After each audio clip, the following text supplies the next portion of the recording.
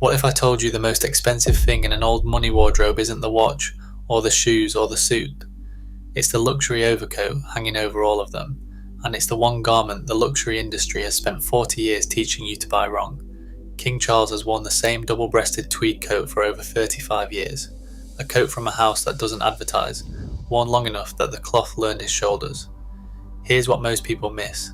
Every other garment old money owns is a private signal. The shoes sit under a table, the watch sits under a cuff, the suit sits under a coat. The coat, the overcoat, is the only thing the world actually sees. In the street, in the rain, walking away from you. 10 men's outerwear coats, ranked by fame. By number 2 you'll meet a British coat house that stopped existing in Britain in the 1980s, and survives only because another country refused to let it die. And number 1, Cifonelli, a bespoke Paris house, has no shop window, no waiting list, and a shoulder line one of the most famous designers alive said he could spot from 100 metres away. Hit that subscribe button.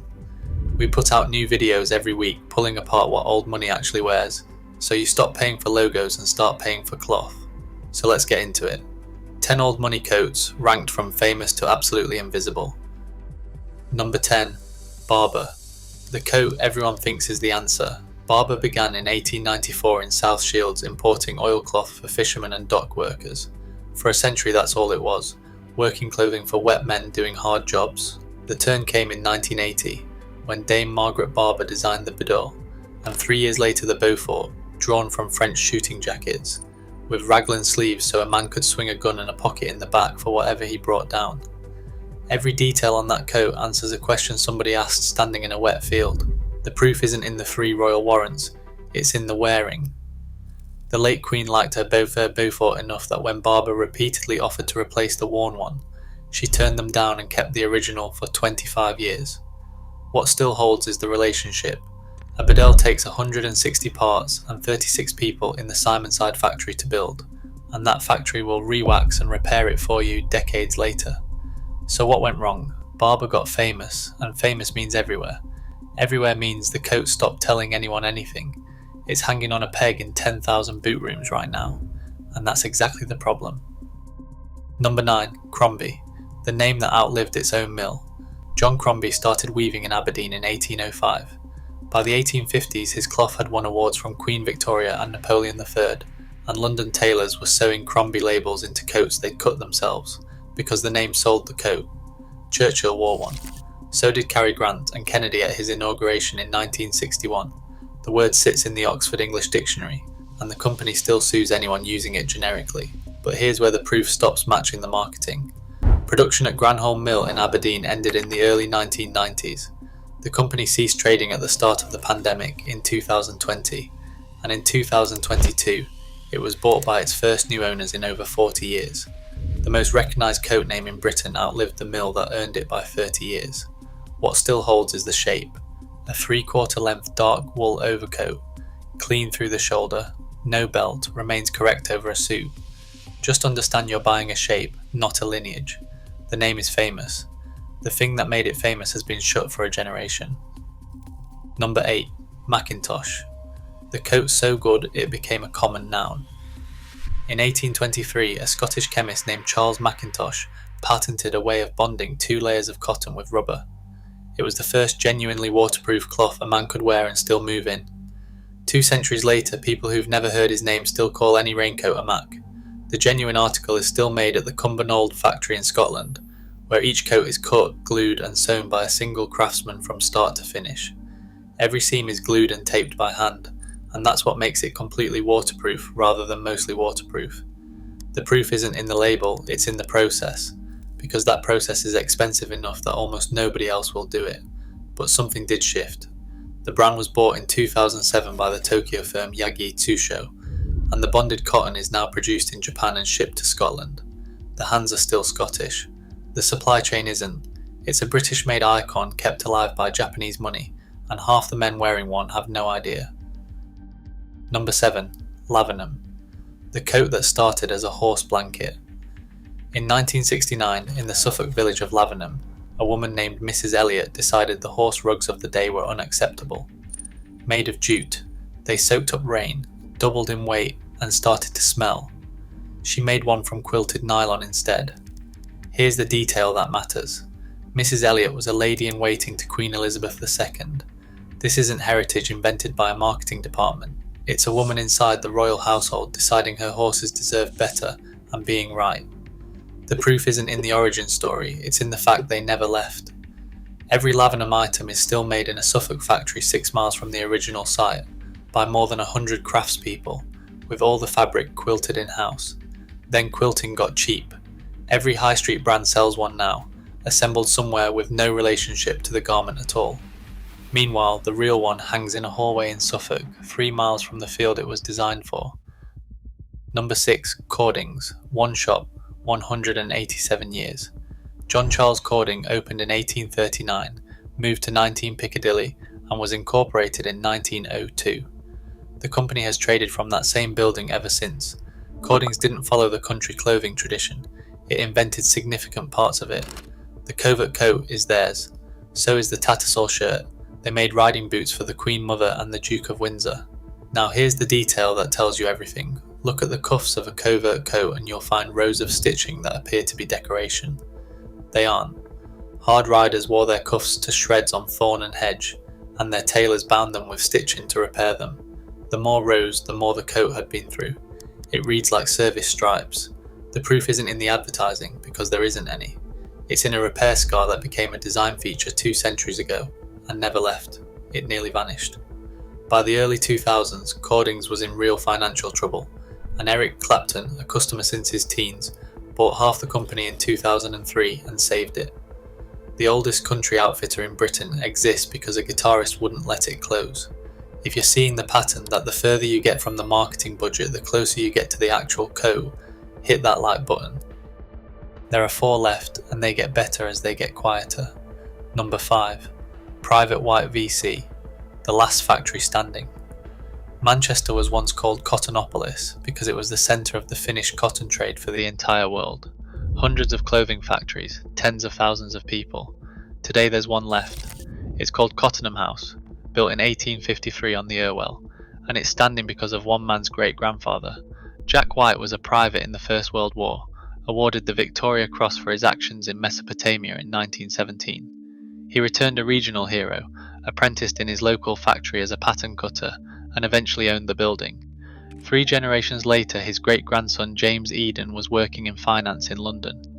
During the credit crunch, he walked away, went back to Manchester, and took over the factory to keep it open.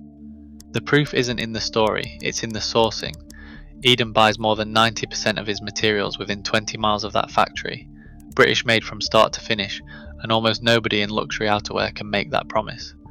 Manchester's factories weren't outcompeted on quality, they were outcompeted on price, and price won. One red brick building on a river, holding the line for a city that used to clothe the world. Number 4. Grenfell. The cloth invented on a dare. In 1922, a Burnley mill owner named Walter Haythornthwaite sat listening to Sir Wilfrid Grenfell, a medical missionary who'd spent 30 years on the frozen coast of Labrador.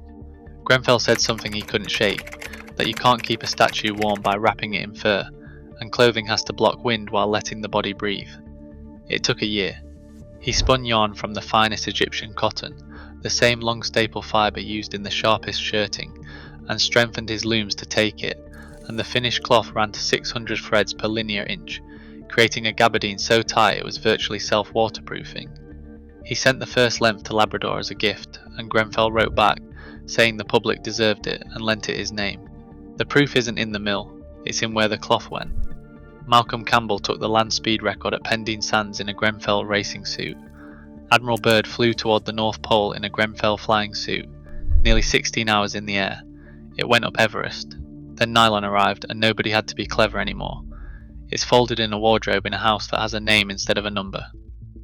Number 3. Sealup. The Italian answer to English rain. In 1935, a husband and wife, Piero and Germana Chiesa, started making raincoats on Via Bronzetti in Milan.